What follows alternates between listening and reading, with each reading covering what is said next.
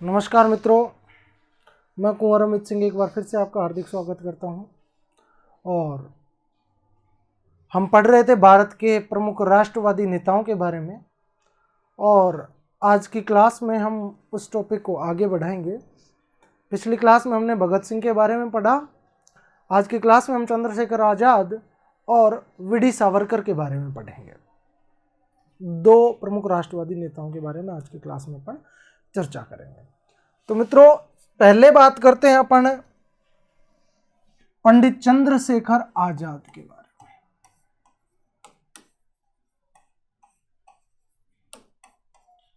मैं आजाद हूं, मैं आजाद था, आजाद हूं और आजाद ही रहूंगा।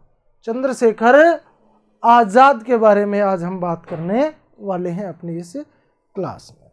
तो सबसे पहले देखिए, चंद्रशेखर आजाद के को कहूं या इनको मैं क्विक सिल्वर कहूं, एक ही बात। क्विक सिल्वर का मतलब होता है पारा, और ये नाम इनको दिया था राम प्रसाद बिस्मिल ने। राम प्रसाद बिस्मिल इनको कहते थे ये तो क्विक सिल्वर है, ये तो पारा है, ये तो तुरंत गर्म हो जाता है, ये तो बहुत जल्दी चढ़ जाता है, यानी मरने मारने पर उतारू हो जाता है। इसलिए इनको क्या कहा गया? Quick silver. किसके द्वारा? राम प्रसाद बिस्मिल। राम प्रसाद बिस्मिल के द्वारा इनको क्या कहा गया? पारा कहा गया, क्विक सिल्वर कहा गया। इतनी बात समझ में बैठी। अब इनकी जन्म, इनके माता पिता के बारे में बात कर लेते हैं।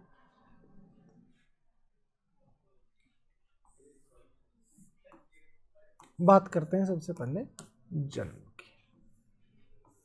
तो मित्रों, 23 जुलाई 1906 यानी लगभग भगत सिंह के समकालीन ही थे, हम उम्र ही थे।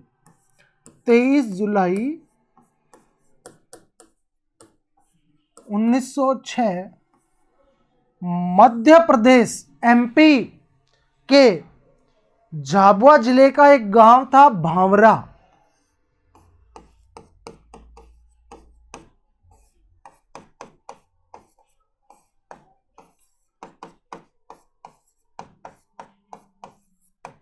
झाबुआ एमपी में इनका जन्म हुआ था, एक प्रतिष्ठित, एक ब्राह्मण, एक पंडित परिवार के अंदर।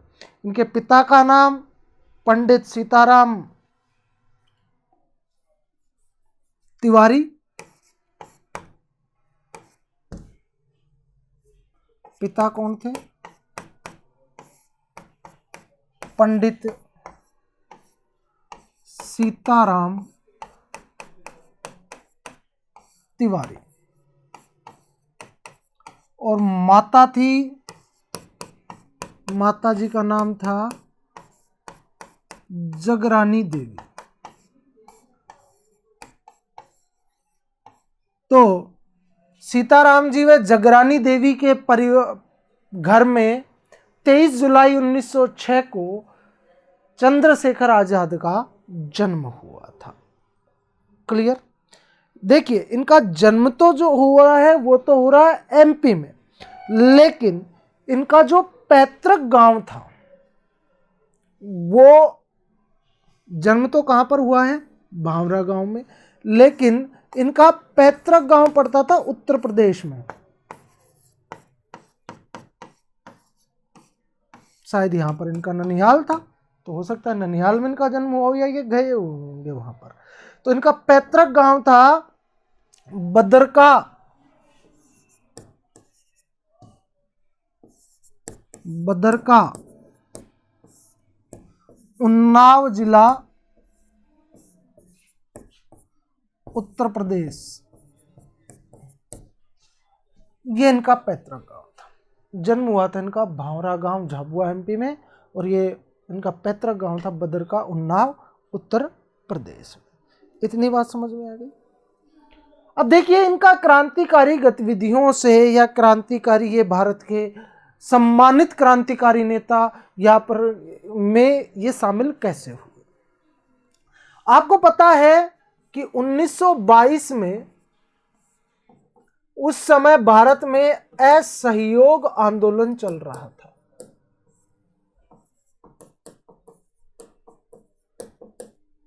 और असहयोग आंदोलन चल रहा था और उत्तर प्रदेश में घटना घटित हुई थी, चोरा चोरी कांड।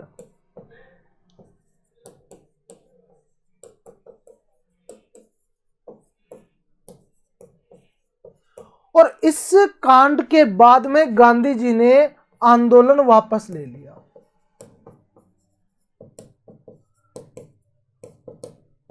इस घटना के बाद, और इस आंदोलन वापस लेने का जो निर्णय गांधी जी के द्वारा किया गया, उस निर्णय से ये सर्वाधिक प्रभावित हुए और इस वजह से इनके द्वारा कांग्रेस की जो विचारधारा थी उससे मन इनका पूरी तरह से हट गया और इन्होंने 1924 में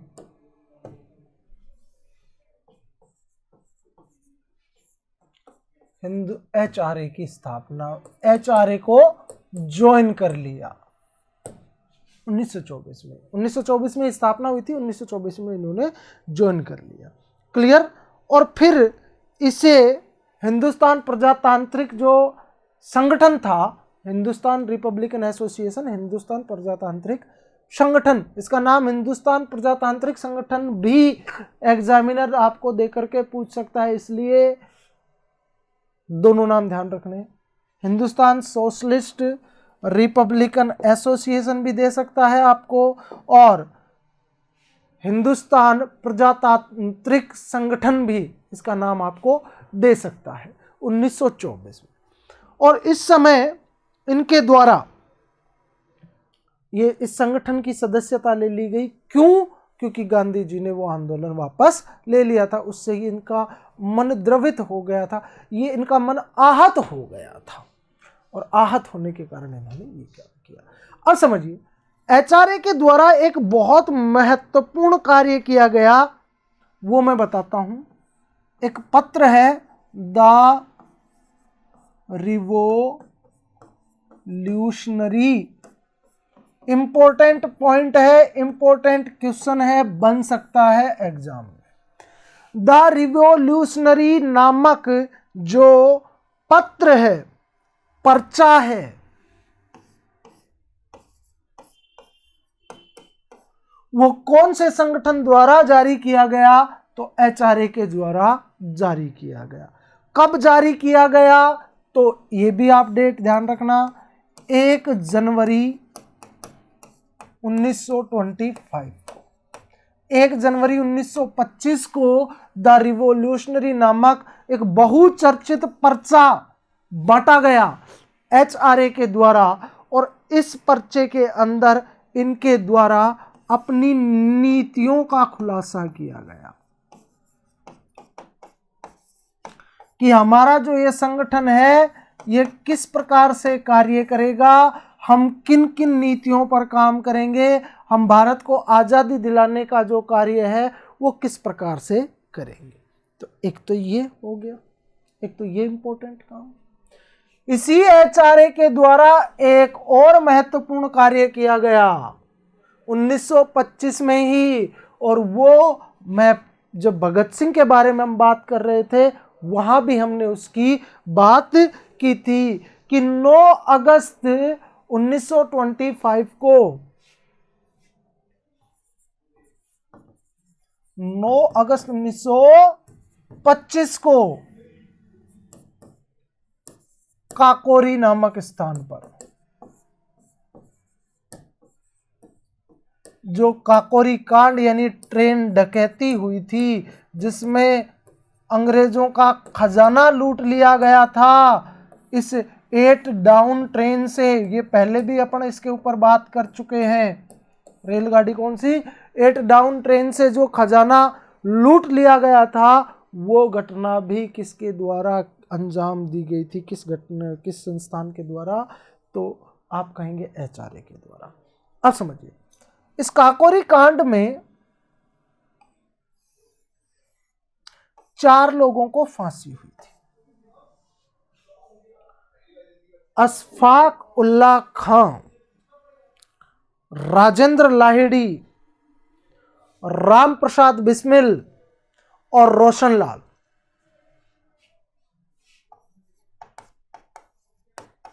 अशफाक उल्लाह खां, ये भी इनके संगठन के जो व्यक्ति थे और बहुत परम मित्र थे। रोशनलाल, रोशन सिंह भी नाम मिलता है, एक ही बात है। राम प्रसाद बिस्मिल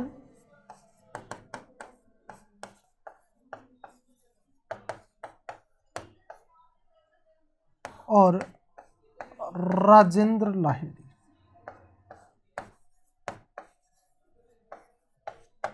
इन चारों को क्या दी गई थी? फांसी दी गई थी। कौन से कांड में, कौन सी घटना के कारण? काकोरी कांड नामक घटना के कारण। और इनको जो फांसी हुई थी वो 1927 में हुई थी, जिसमें राजेंद्र लाहिड़ी को तो फांसी पर लटकाया गया था 17 दिसंबर 1927 को, और बाकी इन सब को एक दिन बाद में 19 दिसंबर 1927 को, एक दिन बीच में छोड़ के 2 दिन बाद में इनको फांसी की सजा दी गई थी। और ये घटना थी काकोरी कांड, जिसको अंजाम दिया गया था एचआरए के द्वारा। और इसमें सबसे महत्वपूर्ण जो भूमिका थी वो थी चंद्रशेखर आजाद की। चंद्रशेखर आजाद की। अब इसके बाद में भाई प्रमुख साथी चले गए। साथियों के जाने के बाद में इन्होंने सबको संगठित करके HSRA, अभी मैंने थोड़ी देर पहले पिछली क्लास में आपको बताया था, HSRA की स्थापना की, और जिसमें भगत सिंह इनके प्रमुख सहयोगी बने, भगत सिंह के साथ मिल करके। और फिर वही घटना कौन सी, पहले भी जिसका अपन ने जिक्र किया था कि भगत सिंह के द्वारा सैंडर्स की हत्या की गई, वो कौन से संगठन का कार्य था? HSR के। भगत सिंह द्वारा सैंडर्स की हत्या, वो लाला जी का बदला ले लिया गया है ना, वो घटना जो अपन ने भगत सिंह जब पढ़ रहे थे वहां पर, तो अब ज्यादा उस पर चर्चा नहीं करूंगा। इसके अतिरिक्त HSRA के द्वारा एक और महत्वपूर्ण घटना को अंजाम दिया गया, और यह घटना है 23 दिसंबर 1930 की। और ये घटना क्या थी? इसमें जो वायसराय था भारत का उस समय, या आप गवर्नर जनरल कह लीजिए, वायसराय जिसका नाम था लॉर्ड इरविन। तो लॉर्ड इरविन की हत्या का प्रयास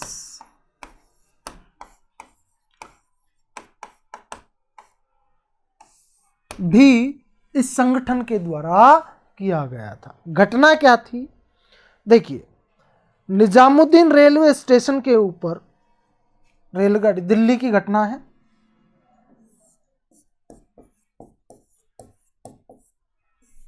दिल्ली से मथुरा जाने वाली जो लाइन है, दिल्ली से मथुरा का जो ट्रैक था, उस ट्रैक के ऊपर, यानी स्टेशन का नाम मैंने बताया, जगह का नाम निजामुद्दीन, वहां पर क्या किया, इस दिल्ली मथुरा लाइन पर इन्होंने क्या लगा दिया? बम लगा दिया। और बम लगा दिया, जैसे ही ट्रेन आई उस बम को फोड़ दिया, यानी वो बम फट गया और दिल्ली मथुरा रेलवे लाइन के नीचे विस्फोट हो गया। और इसमें, इस बम कांड में इरविन बाल बाल बच गया।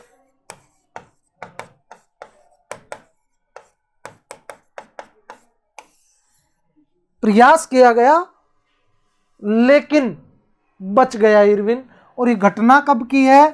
23 दिसंबर 1930 की। किसको मारने का प्रयास किया गया था? लॉर्ड इरविन, जो कौन था? वायसराय या गवर्नर जनरल कह सकते हैं, उसको मारने का प्रयास, उसकी हत्या का प्रयास किया गया था। इस घटनाक्रम में भी सबसे महत्वपूर्ण जो भूमिका थी वो किसकी थी? चंद्रशेखर आजाद की थी। यहां तक की कहानी क्लियर है। अब देखिए उसके बाद में चंद्रशेखर आजाद के ऊपर ये बहरूपिये कहलाते थे। चंद्रशेखर आजाद को बहरूपिया कहा जाता था। ये तुरंत भेष बदल करके अंग्रेजी सरकार या अंग्रेजी पुलिस की नजरों से बच के निकल जाते थे। ऐसा ये घटनाक्रम हुआ, ये बच बच के निकलते रहे, उनको पकड़ नहीं पाई थी पुलिस। और उसी दौरान एक घटना घटित हुई 27 फरवरी 1931 को। 27 फरवरी 1931 के दिन की घटना है। ये इलाहाबाद में थे और इलाहाबाद का एक प्रसिद्ध पार्क है जिसका नाम है अल्फ्रेड पार्क। और ये उस पार्क में बैठे थे तो किसी व्यक्ति के द्वारा अंग्रेजी सरकार को ये सूचना दे दी गई, पुलिस को ये सूचना दे दी गई कि आजाद इस समय अल्फ्रेड पार्क में बैठे हुए हैं। उसी समय पुलिस की एक टुकड़ी का गठन किया गया। मैं हथियार या हथियारबद्ध एक टुकड़ी आई और उसने पूरे पार्क को घेर लिया और गोलीबारी शुरू कर दी। और इस समय जो पुलिस टुकड़ी आई थी उसका नेतृत्व कर रहा था सीपी नटबाबर। किसके नेतृत्व में? सीपी नटबाबर के नेतृत्व में एक पुलिस टुकड़ी आई और उस पुलिस टुकड़ी के द्वारा चारों तरफ से अल्फ्रेड पार्क को घेर लिया गया। इन्होंने एक गोली अपनी बंदूक से निकाल के, अपने राइफल की मैगजीन का जो पट्टा होता है उससे निकाल के अपनी जेब में रख ली थी और ये भी बराबर फायरिंग करते रहे, उनका मुंह तोड़ जवाब देते रहे। अंत में जब इनको ये लगा कि अब गोलियां खत्म हो गई तो उन्होंने जो अपनी एक गोली बचा के रखी हुई थी उसको अपनी पिस्टल में डाला और खुद ही अपने ऊपर तान करके और अपनी ही बंदूक से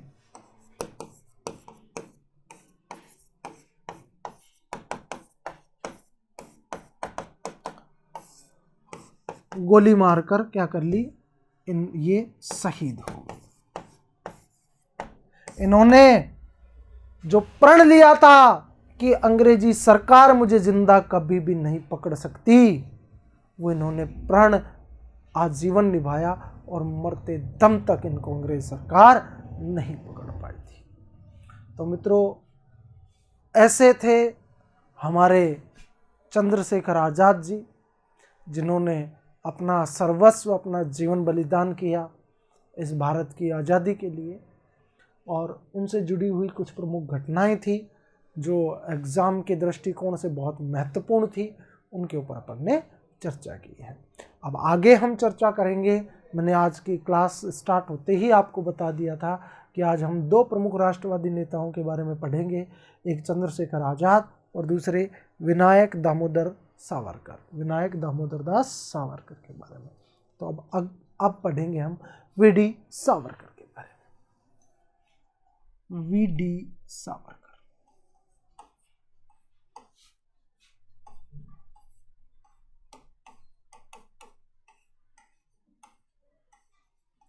जिसने वीडी सावरकर को पढ़ लिया, जिसने वीडी सावरकर को पढ़ लिया, ये मान लीजिए उसने अपना भारतीय संस्कृति के साथ में आत्मसात कर लिया।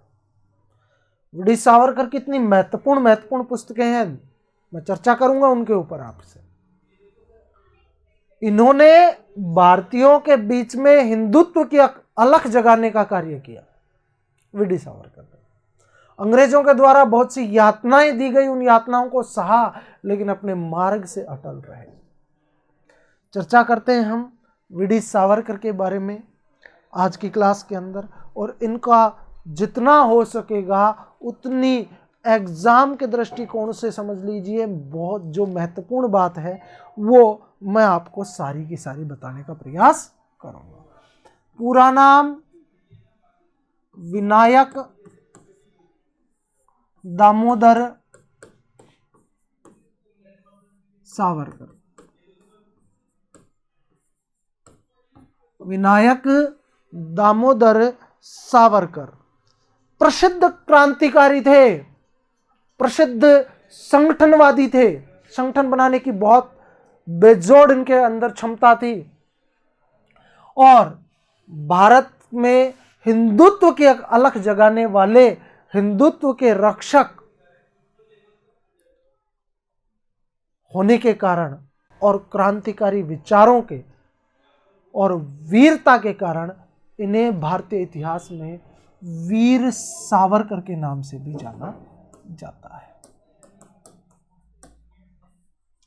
जैसे अपन राजस्थान पढ़ते हैं तो वहां पर वीर दुर्गादास राठौड़ पढ़ते हैं, वीर कल्लाजी राठौड़ पढ़ते हैं। उसी प्रकार से ये भारतीय, आधुनिक भारतीय इतिहास के वीर पुरुष जिनको वीर सावरकर के नाम से जाना जाता है, तो इनके बारे में आज की कक्षा में हम चर्चा करने वाले हैं। तो देखिए मित्रों, इनका जन्म महाराष्ट्र के भागुर में 28 मई 1883 को, 28 मई, एग्जैक्ट 28 मई 1883 को इनका जन्म हुआ था। महाराष्ट्र में एक जगह है जिसका नाम है भागुर गांव। गांव का नाम क्या था? भागुर गांव। इन्होंने देश विदेशों तक ये घूमे लेकिन अंत में वहीं पर आ गए थे। अब देखिए 1901 में इन्होंने 10वीं पास की, मैट्रिक उत्तीर्ण की। मैट्रिक कहते हैं 10वीं को, मैट्रिक पास की।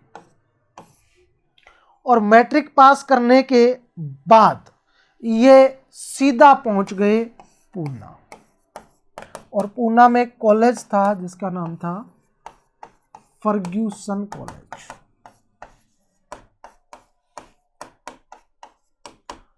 फर्ग्यूसन कॉलेज की सबसे महत्वपूर्ण वीडी सावरकर को जो देन थी वो थी तिलक, कि यहां ये तिलक के संपर्क में आ गए। किसके संपर्क में आ गए? बाल गंगाधर तिलक के संपर्क में आ गए। और बाल गंगाधर तिलक के विचारों का इनके ऊपर जो प्रभाव पड़ा वो पड़ा कहां पर? फर्ग्यूसन कॉलेज में। क्लियर? अब एक बात और बता दूं, अगर आपसे पूछे कि वीर सावरकर के जो प्रेरणा स्रोत थे वो कौन कौन थे? एक तो तिलक हो गए, तिलक से इनको प्रेरणा मिली। एक छत्रपति शिवाजी को ये अपना प्रेरणा स्रोत मानते थे। छत्रपति शिवाजी को अपना प्रेरणा स्रोत मानते थे। इसके अतिरिक्त गुरु परमहंस को और तिलक को अपना प्रेरणा स्रोत मानते। यानी इनको प्रेरणाएं किनसे मिली? छत्रपति शिवाजी से, गुरु परमहंस से और बाल गंगाधर तिलक से इनको प्रेरणाएं मिली। चलिए अब इनके द्वारा किए गए कुछ कार्यों के बारे में बात करते हैं। इनके द्वारा एक महत्वपूर्ण संगठन बनाया गया था, उसके बारे में बात करते हैं। देखिए उस संगठन के बारे में एक बात बता दूं, उसकी प्रारंभिक स्थापना 1899 में ही हुई थी, लेकिन कुछ पुस्तकों में 1904 दे रखा है। एक्चुअली 1905 में उसका नाम बदला गया था।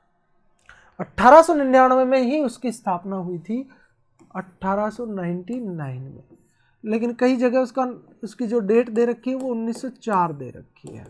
ठीक है, तो 1899 में इनके द्वारा एक संगठन स्थापित किया गया,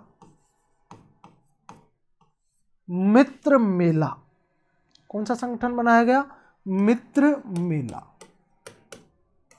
ये क्या था? एक संगठन था जो इन्होंने कहां बनाया था? तो आप कहोगे नासिक में बनाया था। कहां बनाया था? नासिक में। तो नासिक में मित्र मेला नामक संगठन की स्थापना की गई 1899 में। क्लियर है। और 1905 में इसका नाम बदल दिया गया।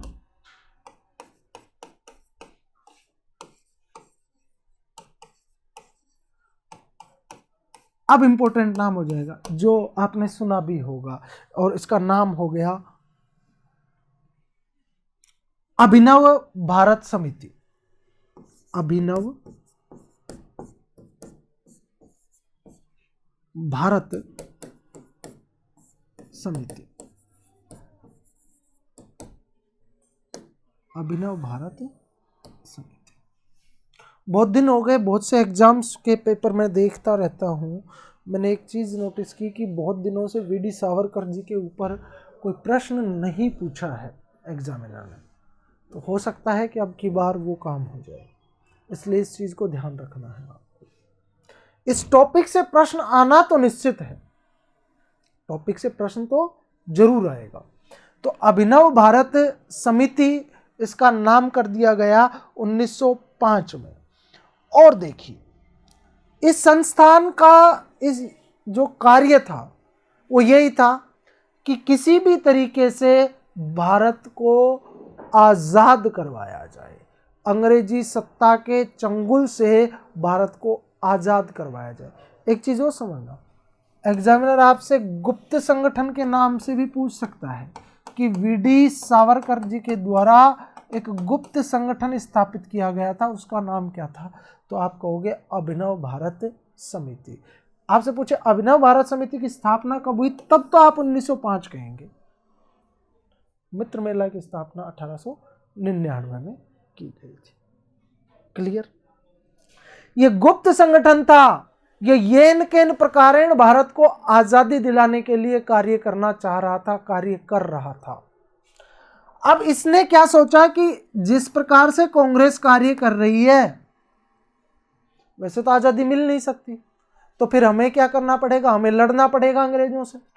अंग्रेजी सरकार के पास हथियार बहुत है, सेना बहुत है, तो हमें क्या करना पड़ेगा? हमें छुप छुप के धीरे धीरे सेना तैयार करनी पड़ेगी। हमें छुप छुप के नौजवानों को तैयार करना पड़ेगा आज़ादी के लिए लड़ने के लिए, आज़ादी के लड़ने के लिए तैयार करना पड़ेगा। तो ये संस्थान क्या कार्य करता था? इस संस्थान का जो कार्य था, एक तो था बम बनाना, ये बम बनाती थी, और एक हथियार चलाने का प्रशिक्षण देती थी।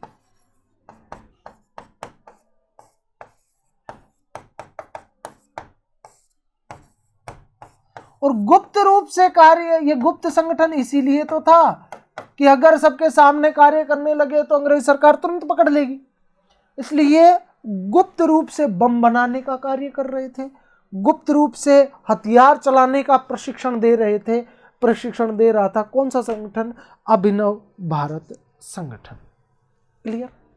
अब देखो यह काम हुआ 1905 में। अब इनको वीडी सावरकर जी को लगा कि यहां तो बात नहीं बनेगी, हमें बात बनाने के लिए जाना पड़ेगा अंग्रेजों के गढ़ में, और अंग्रेजों का गढ़ था इंग्लैंड में।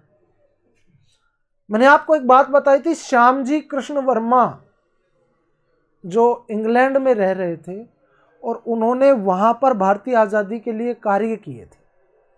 उनके द्वारा क्या किया गया था कि जो भारतीय इंग्लैंड में आ रहे थे पढ़ने के लिए, उनको फेलोशिप वो प्रदान करते थे। 6 प्रकार की फेलोशिप उन्होंने चला रखी थी, 1,000 रुपए की। उस समय 1000 रुपये बहुत होते थे। 1,000 रुपए की 6 फेलोशिप चला रखी थी। तो उन्हीं की फेलोशिप का फायदा उठा करके, उन्हीं की फेलोशिप का लाभ लेकर के, या ये कहें कि श्यामजी कृष्ण वर्मा के निमंत्रण पर या श्यामजी कृष्ण वर्मा के कहने पर वीडी सावरकर कहां चले गए? इंग्लैंड चले गए। क्लियर? 1906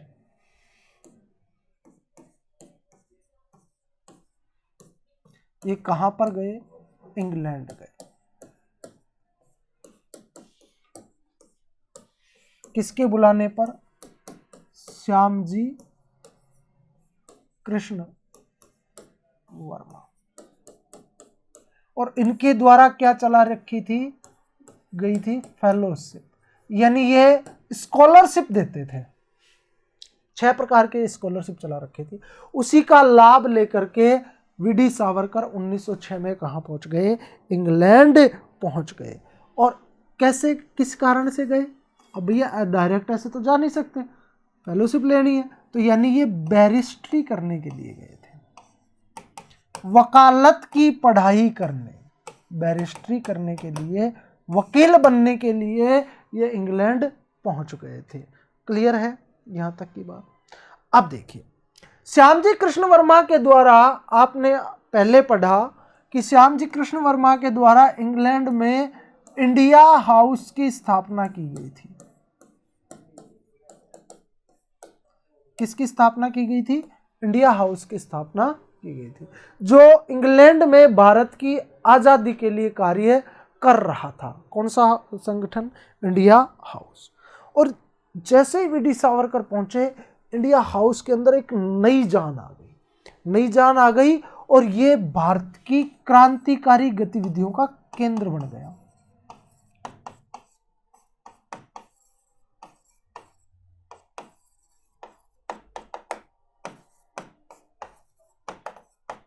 और इसकी प्रमुख जो, अब हालांकि संस्थापक श्यामजी कृष्ण वर्मा, सानिध्य में भी श्यामजी कृष्ण वर्मा के चल रहा है, लेकिन इसके प्रमुख जो कार्यकारी व्यक्ति जो बन गए, वो बन गए कौन? वीडी सावरकर जी।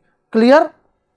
अब देखो, वीडी सावरकर ने क्या किया, जब इंडिया हाउस का कोई कार्यक्रम होता था, अनेक कार्यक्रम आयोजित किए जाते थे, तो इन कार्यक्रमों में ये जोशीले भाषण देते। कौन? वीडी सावरकर जी। भारत की आजादी के लिए, भारत की आजादी किस प्रकार, भारत को आजादी कैसे मिल सकती है, उसके ऊपर बार जो विचारों की गोष्ठियां आयोजित की जाती थी, विचारों के लिए या कहें अपन पक्ष विपक्ष में बातें की जाती थी। इनके ये प्रमुख कार्यक्रम इनके द्वारा चलाए गए, और इन गोष्ठियों में उन्होंने जो महत्वपूर्ण बातें कही कि किस प्रकार से, मतलब एक ये कह सकते हैं अपन कि उनमें क्रांतिकारी बदलाव ला दिया। एक तो ये काम किया। दूसरी बात मैं कहूं कि इसी इंडिया हाउस के द्वारा,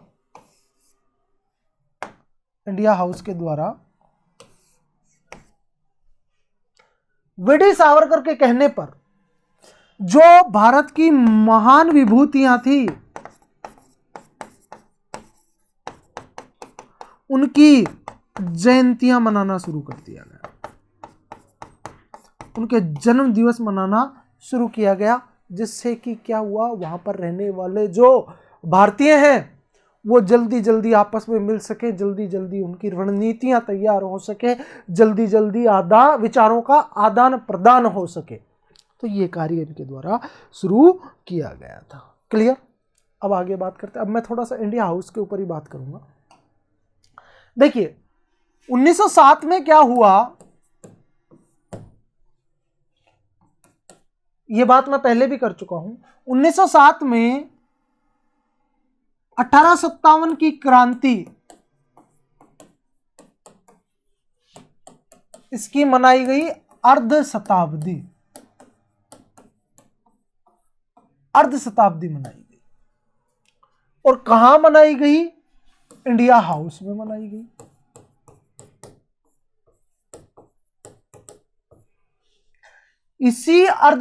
इसी समय कहा जाता है कि इनके द्वारा, किसके द्वारा? वीडी सावरकर जी के द्वारा, जो इनकी सबसे चर्चित पुस्तक थी जिसका नाम था the Indian war of independence. The Indian war of independence, पहले भी चर्चा कर चुका हूं इस पुस्तक की।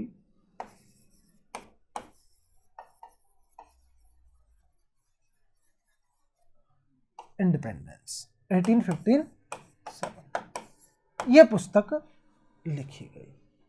जैसे ही यह पुस्तक लिखी गई, इस पुस्तक के ऊपर सरकार के द्वारा, ब्रिटिश सरकार के द्वारा प्रतिबंध लगा दिया गया। छपने से पहले काम कर दिया इन्होंने, छपी पुस्तक छपने से पहले ही छपने के लिए गई, उसके ऊपर पूरी तरह से रोक लगा दी गई। क्लियर? यानी प्रकाशन से पूर्व ही ये पुस्तक जब्त कर ली गई, इसके ऊपर प्रतिबंध लगा दिया गया। अब क्या करें? तो अब वीडी सावरकर जी ने एक नया मार्ग अपनाया, और वो नया मार्ग क्या था कि ये पुस्तक भारत तो पहुंचनी थी। भाई भारत पहुंचेगी तभी तो भारतीयों के पास उनके विचार पहुंचेंगे। अब इस पुस्तक के ऊपर तो रोक लगा दी गई, तो वीडी सावरकर जी ने क्या किया, इसको गुप्त रूप से पहुंचाया।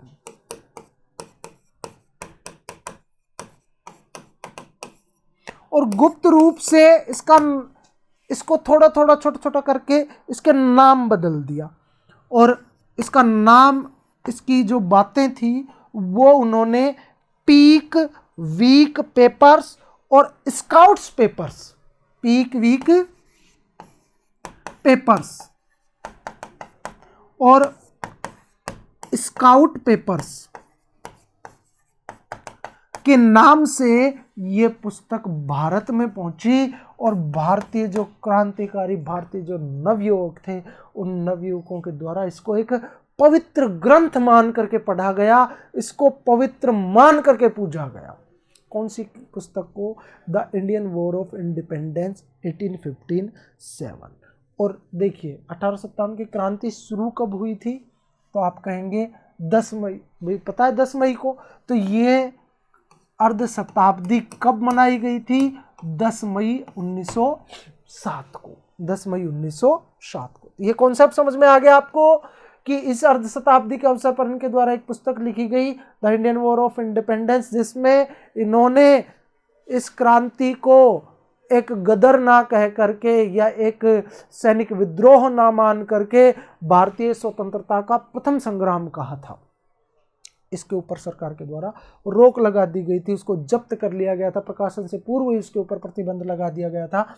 लेकिन ये भारत पहुंची किन नामों से? पीक वीक पेपर्स और स्काउट्स पेपर्स के नाम से। यहां तक का कॉन्सेप्ट आपको समझ में आ गया होगा। अब आगे बात करते हैं।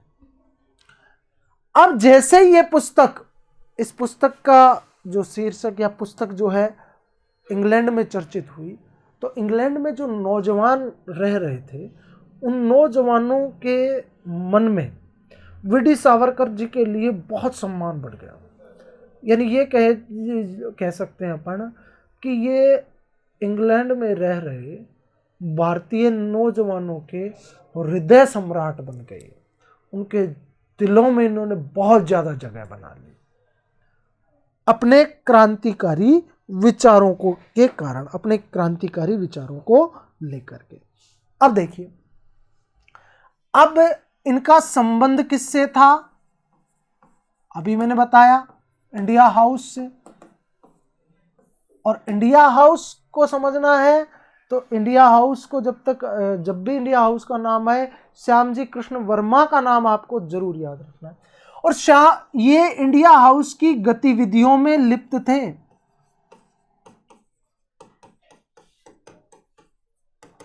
और इस वजह से अंग्रेजी जो सरकार है, ब्रिटिश सरकार, वो परेशान थी। अब ब्रिटिश सरकार क्या काम करेगी? भाई इन्होंने बैरिस्ट्री कर ली और ये मतलब वकील बन चुके थे, इनकी लॉ कंप्लीट हो चुकी थी, तो ब्रिटिश सरकार ने इनको डिग्री देने से मना कर दिया।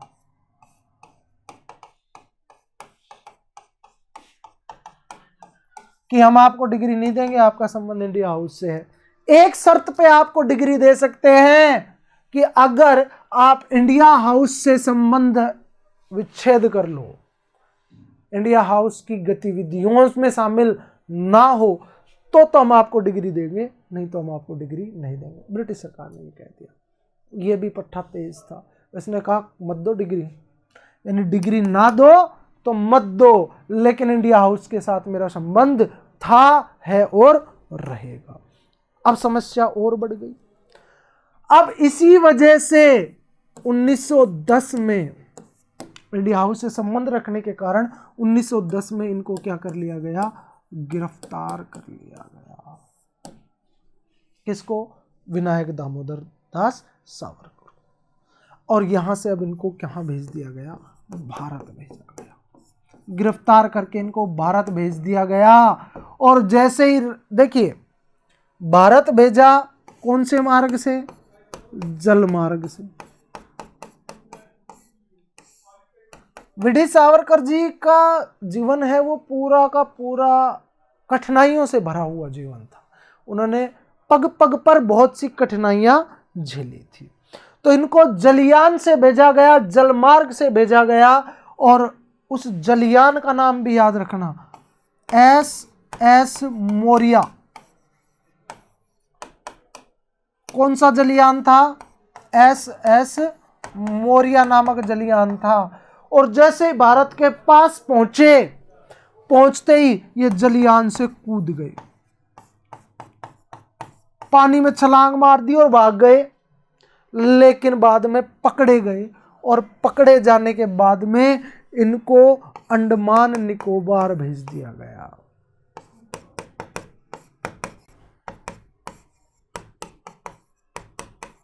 और अंडमान निकोबार में जगह है जिसका नाम क्या है? Port Blair. और वहां की जेल में इनको रखा गया पकड़ करके। क्लियर? और वहीं पर इनका अधिकांश जीवन बीत गया। ये जो कूदने वाली घटना है ये था 8 जुलाई की। 8 जुलाई को ये कूदे थे और फिर पकड़े गए थे। फिर इनको अंडमान निकोबार की पोर्ट ब्लेयर जेल में इनको नज़रबंद कर दिया गया था। अंडमान निकोबार की पोर्ट ब्लेयर की जो सेलुलर जेल है, कई बार नाम सुना होगा आपने, सेलुलर जेल में इनको बंद कर दिया गया था, जिसको काला पानी की सजा कहते थे। क्लियर? अब देखिए 1911 से लेकर के 1921 तक, 10 वर्ष तक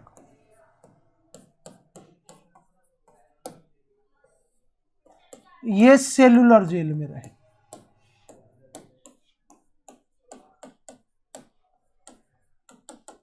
कहां पर? पोर्ट ब्लेयर में। क्लियर? और अब तिलक, लाला लाजपत राय और कुछ महात्मा गांधी के प्रयासों से इनको जेल से रिहा किया गया। तिलक इंपॉर्टेंट व्यक्ति हैं जिनके विचारों से प्रभावित हुए थे। लाला लाजपत राय इंपॉर्टेंट व्यक्ति हैं, महात्मा गांधी इंपॉर्टेंट व्यक्ति हैं। इन तीनों के प्रयासों से इनको रिहा किया गया सेलुलर जेल से। और रिहा वहां से मतलब काला पानी की सजा इनकी समाप्त कर दी गई। और वहां से इनको ले आए ये रत्नगिरी। और उसके बाद इनको रत्नगिरी में क्या कर दिया गया? नजरबंद कर दिया गया। रत्नगिरी में क्या कर दिया गया? नजरबंद कर दिया गया। और वे वहीं पर नजरबंद रहे। उसके बाद 1937 का जो समय आया, 1937 में ये फाइनली रिहा हुए रत्नगिरी से, इस नजरबंदी से रिहा हो गए। और रिहा होने के बाद में स्थायी रूप से महाराष्ट्र में बस गए। महाराष्ट्र से इनका सफर शुरू हुआ था और महाराष्ट्र में ये वापस आकर के बस गए थे। क्लियर? यहां तक की बात सबको समझ में आ गई। ध्यान दीजिए, इनको पोर्ट ब्लेयर यानी अंडमान निकोबार में जहां पर रखा गया था वो जगह थी पोर्ट ब्लेयर। तो इसी वजह से पोर्ट ब्लेयर का जो हवाई अड्डा है उसका नाम बदल दिया गया। उसको पोर्ट ब्लेयर एयरपोर्ट से वीर सावरकर एयरपोर्ट उसका नाम कर दिया गया था। यहां तक की बात समझ में आ गई। 1937 में रत्नगिरी से रिहा हो गए और फिर वहीं पर महाराष्ट्र में ये स्थायी रूप से बस गए। अब इनके विचारों से बात अवगत कराता हूं। देखिए, सावरकर जो थे उनके द्वारा सबसे इंपॉर्टेंट हिंदुत्व की अवधारणा प्रतिपादित की। मैंने पहले भी कहा था, स्टार्टिंग में टॉपिक शुरू हुआ कि हिंदूपति या हिंदुत्व की जो अवधारणा है, हिंदुत्व का जो विचार है, वो इनके द्वारा रखा गया था। तो एक बात तो आपको ये देख रखना है। दूसरा, ये कांग्रेस से बहुत से स्थानों पर असहमत थे। कांग्रेस का एक विचार था, कांग्रेस की एक अवधारणा थी या कांग्रेस की एक परिकल्पना थी, वो थी प्रादेशिक राष्ट्रवाद।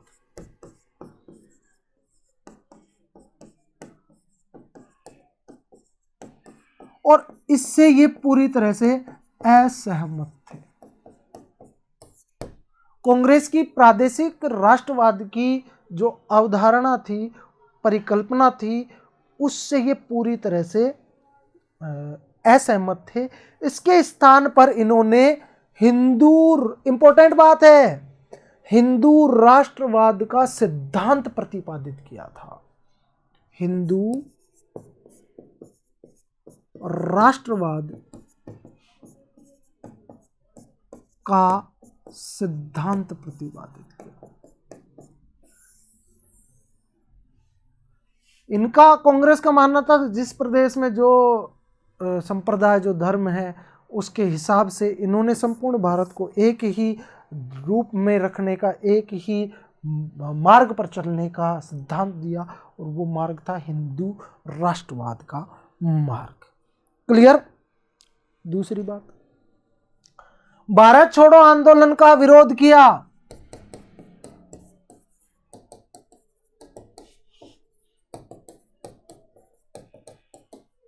क्यों? नीतियों के कारण, कि इस प्रकार से अंग्रेज भारत थोड़ी छोड़ के जाएंगे, पहले सेना रखो, अपन सेना रखेंगे और उस सेना के दम पर अंग्रेजों को भगा सकते हैं।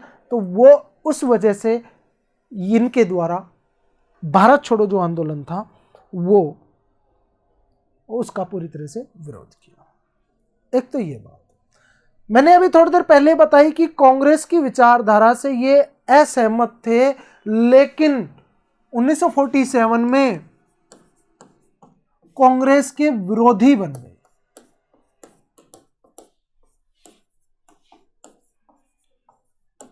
और विरोधी क्यों बने?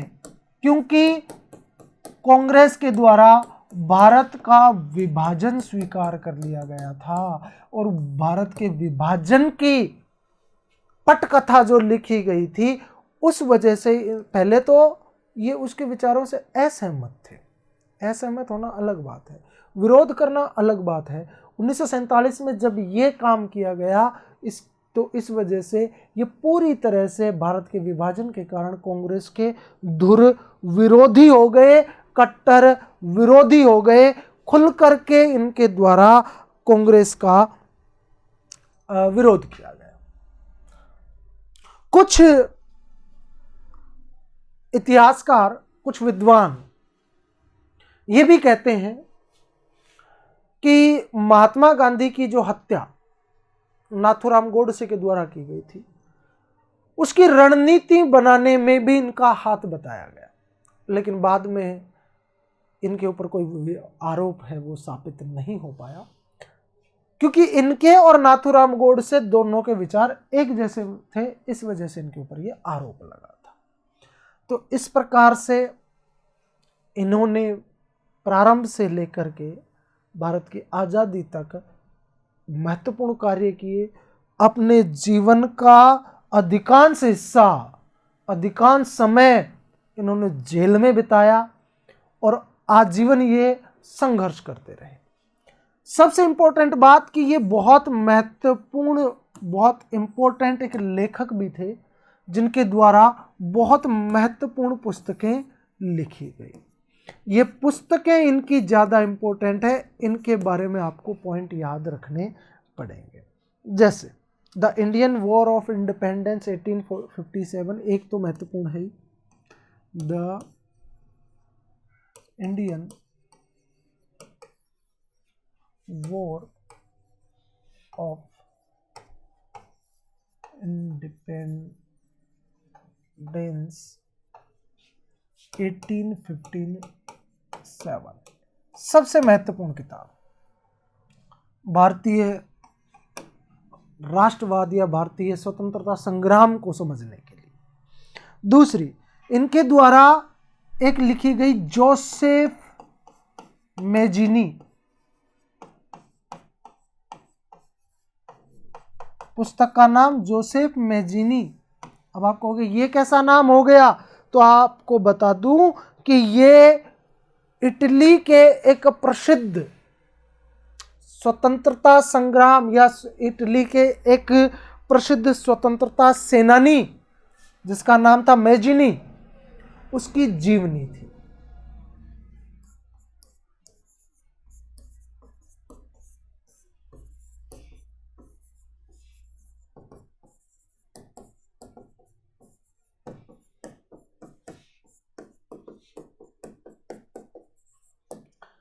तो इसकी क्या लिखी इन्होंने, जीवनी लिखी।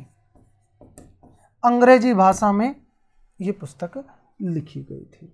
तो एक आपको ये याद रखना, जोसेफ मेजिनी की जीवनी वीडी सावरकर के द्वारा लिखी गई थी। नंबर 3, हिंदू पद पादशाही। ध्यान रहे ये पुस्तक इनके द्वारा मराठी भाषा में लिखी गई थी। कौन सी भाषा में, मराठी भाषा में वीडी सावरकर के द्वारा हिंदू पद पादशाही नामक पुस्तक की रचना की गई थी। तो इसको लिख दिया मैंने कौन सी भाषा में, मराठी भाषा में। ये हो गई तीसरी पुस्तक। और इसके अलावा एक और, जैसे पहली पुस्तक हमने देखी the Indian war of independence 1857, ये महत्वपूर्ण पुस्तक एक सबसे पहली। दूसरी, जोसेफ मेजिनी यानी इटली के एक प्रसिद्ध स्वतंत्रता सेनानी की जीवनी लिखी गई, ये भी अंग्रेजी भाषा में। और हिंदू पद पादशाही ये मराठी भाषा में लिखी गई एक इनके द्वारा एक महत्वपूर्ण पुस्तक थी। अब बात करता हूं एक और महत्वपूर्ण पुस्तक की जिसका नाम था Hindutva. Hindutva, who is Hindu. Hindutva, Hindutva, who is Hindu. Hindutva, who is Hindu, एक ये इनकी महत्वपूर्ण पुस्तक थी। और ये पुस्तक भी इनके द्वारा अंग्रेजी भाषा में लिखी गई थी। अंग्रेजी, अंग्रेजी, अंग्रेजी और एक पुस्तक मराठी में। तो ये वीडी सावरकर भारत के प्रमुख स्वतंत्रता सेनानी की 4 पुस्तकें मैंने बताई आपको। The Indian war of independence, Joseph Mazzini, Hindu पद पादशाही और हिंदुत्व, हु इज हिंदू। हिंदू कौन है, इन्होंने यहाँ पर हिंदुत्व को परिभाषित किया है। इन्होंने हिंदुत्व को किसी धर्म से जोड़ करके नहीं रखा है, किसी संप्रदाय से जोड़ करके नहीं रखा है। इन्होंने हिंदू कौन है, उसकी विचारधारा क्या है, उसके बारे में इस पुस्तक के अंदर बताया है। तो ये इनकी कुछ प्रमुख पुस्तकें थी। फिर मैं अब आपको बता देता हूँ लास्ट पॉइंट कि इनकी भैया मृत्यु जो है वो 26 फरवरी 1966 को महाराष्ट्र में हो गई थी। तो ये इनकी यहाँ पर इनकी मृत्यु हुई। तो ये थे भारत के हिंदू सम्राट, हिंदू हृदय सम्राट, क्रांतिकारियों के हृदय सम्राट, भारत के वीर सेना नायक वीर सावरकर जी। तो इनके बारे में जो महत्वपूर्ण पॉइंट हैं वो सारे मैंने आपके सामने रख दिए हैं। संभवतः इनसे बाहर कुछ पूछा जाएगा नहीं। आप एक बार नहीं 2-3 बार इस वीडियो को देख करके और अपना टॉपिक अच्छे से क्लियर कर लें। तो मिलते हैं फिर अगली क्लास में किन्हीं और राष्ट्रवादी जो हमारे नेता थे, जो हमारे क्रांतिकारी थे, उनको लेकर के।